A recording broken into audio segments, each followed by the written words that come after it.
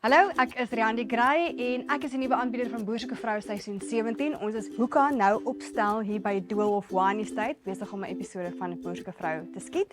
En hierdie is my sakkie waarsonder ek nie kan gaan nie, met die 10 dinge wat my deur elke dag kry.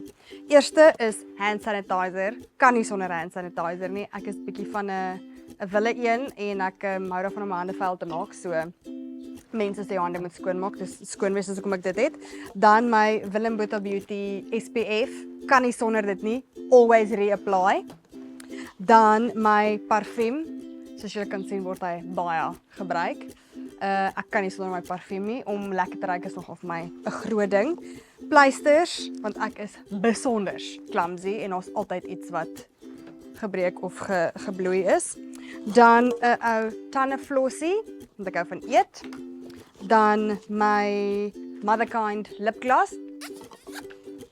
Dan daar's altyd iets van my kinders in my sakkie. Of 'n speelding of 'n haardingetjie of 'n prentjie of 'n iets, daar's altyd iets in my handsak van my kinders omdat hulle daarin gesit het en dat ek hulle kan onthou.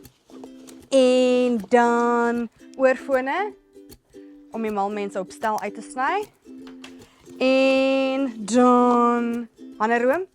Kan nie sonder handeroom nie. Ek haat dit om skurf te wees, daai is my einde. En dan my koffie. My Mona koffie. Kan nie sonder my koffie nie. Dis wat my deur die dag kry. Cheers.